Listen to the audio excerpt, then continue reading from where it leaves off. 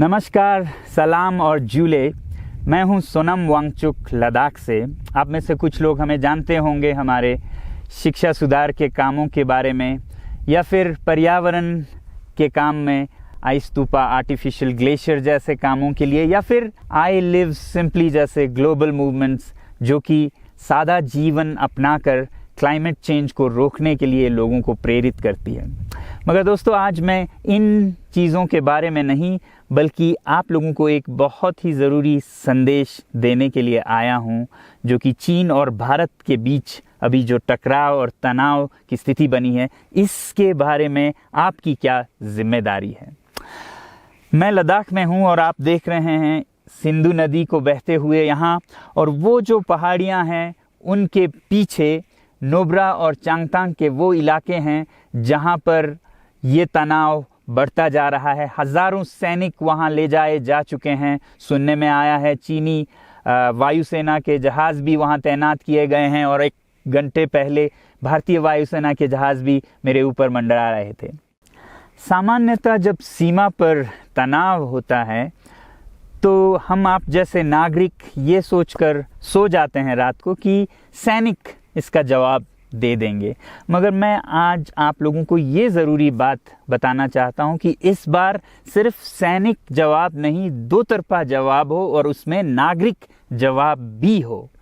तो आप जैसे नागरिक दिल्ली, मुंबई और बेंगलोर और अनेक शहरों से क्या कर सकते हैं इसमें, ये समझने के लिए पहले हमें समझनी होगी चीन की ये हरकत और वो ऐसा क्यों कर रहा है। आपने देखा होगा कि ये सिर्फ भारत के साथ नहीं हो रहा है, बल्कि पिछले कई हफ्तों से चीन ये दक्षिण चीनी सागर में वियतनाम, ताइवान और अब हांगकांग के साथ भी छेड़खानी कर रहा है। और मेरा ये विश्लेषण है कि वो ये सब किसी देश के साथ दुश्मनी के वजह से ज़्यादा अपने अंदर की समस्याओं को सुलझाने के लिए कर रहा है। आज चीन को सबसे बड़ा डर है तो अपने जनता से डर है। उनकी 140 करोड़ की आबादी, जो कि एक बंधुआ मजदूर की तरह बिना मानवाधिकारों के चीनी तानाशाह सरकार के लिए काम करते हैं और उसे धनी बनाते हैं। जब वो नाराज़ हो जाए तो फिर एक क्रांति की सी परिस्थिति बन पड़ती है, और इससे चीन बहुत डरता है। आज कोरोना के प्रकोप के बाद चीन में फैक्ट्रियां बंद हैं, एक्सपोर्ट्स बंद हैं और बेरोज़गारी 20% तक बढ़ चुकी है। लोग बहुत नाराज़ हैं, क्रांति हो सकती है, तख्ता पलट हो सकता है। इसीलिए चीन पड़ोसियों से दुश्मनी करके अपनी जनता को अपने साथ जोड़ने में लगा हुआ है, और ये पहली बार नहीं कर रहा है। 1962 में जब भारत के साथ जंग की तो वो जंग भी उसने अपने जनता को संभालने के लिए की थी। तब 4 साल का अकाल और भूखमरी हुई थी, और इससे ध्यान हटाने के लिए ये जंग की थी। चीन के लिए अपनी जीडीपी और जो खुशहाली है उसे बढ़ाते रहना बहुत ही ज़रूरी है, और जिस दिन जीडीपी घट जाए वहाँ की जनता क्रांति के लिए तैयार है। मैं तो कहता हूँ कि इस बार भारत की बुलेट पावर से भी ज़्यादा वॉलेट पावर काम आएगी। जो नागरिक पैसा खर्चते हैं चीन के सामान को खरीदने में, ज़रा सोचिए, हम आप भारतीय उद्योग को मारकर चीन से मूर्तियों से कपड़ों तक हर साल 5 लाख करोड़ के सामान खरीदते हैं, और फिर यह पैसा आगे जाकर हमारे सीमा पर हथियार और बंदूक बनकर हमारे सैनिकों के मौत का कारण बन सकती हैं।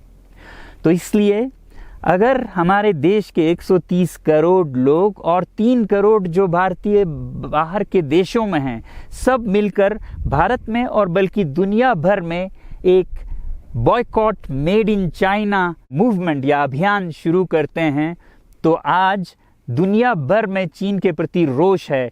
हो सकता है कि सारी दुनिया साथ आए और इतने बड़े स्तर पर चीनी व्यापार का बॉयकॉट हो कि चीन को जिसका सबसे बड़ा डर था वही हो, यानी कि उसकी अर्थव्यवस्था डगमगाए और उसकी जनता रोष में आए, विरोध और तख्ता पलट। और अगर हम ऐसा नहीं करते हैं तो कितनी बदनसीबी की बात होगी भारत के लिए, ज़रा सोचिए।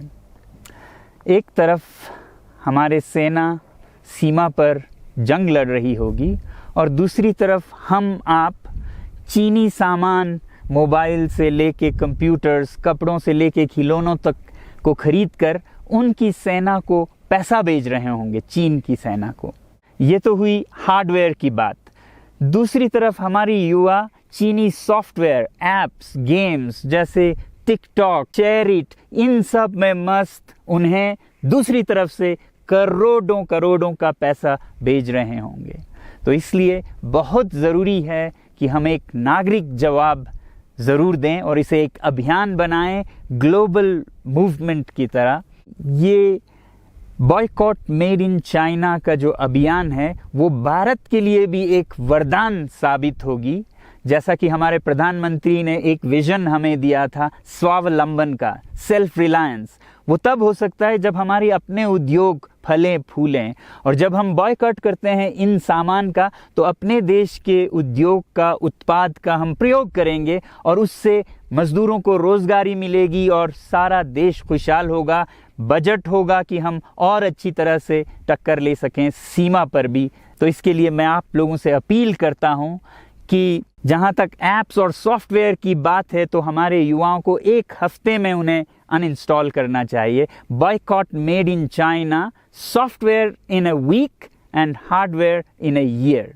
क्योंकि साजो सामान के लिए वक्त लगेगा हमारे अपने देश से और बाहर से विकल्प निकलने तक, तो उसे हम 1 साल के अंदर कर सकते हैं। तो ये हम न सिर्फ अपना प्रतिज्ञा करें बल्कि 100 और लोगों को इसके बारे में समझाएं, शेयर करें सोशल मीडिया पर, और हमारी जो मीडिया है वो जनता तक, देश के कोने कोने तक पहुंचाए। और जैसे ही इसका असर दिखने लगेगा, इंटरनेट से ऐप्स लाखों में, करोड़ों में अनइंस्टॉल होंगे, तो चीन को संदेश साफ जाएगा और यही एक तरीका उसे मेज़ पर पहुंचा सकती है जहां पर कि बातचीत हो शांति की। तो जाते जाते मैं ये बता दूं कि मैं क्या करने जा रहा हूं।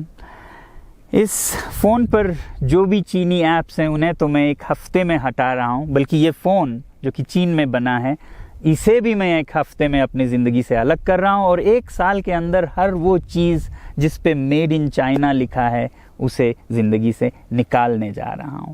हमें चीन से, चीनी लोगों से कोई समस्या नहीं है, चीनी सरकार और उनकी रवैयों से समस्या है। जब तक चीन में परिवर्तन ना हो हमें ऐसा करना होगा। और आप लोगों से मैं अपील करता हूं कि आप अपने शहर में, अपने मोहल्ले में ऐसे इवेंट्स करें जहां लोग प्रतिज्ञाएं करें कि चीनी सामान का बहिष्कार करें जब तक चीन में परिवर्तन ना हो। और मैं सालों से कहता रहा हूं कि 21वीं सदी में देश के लिए जान देने की नहीं बल्कि ज़िंदगी देने की ज़रूरत है।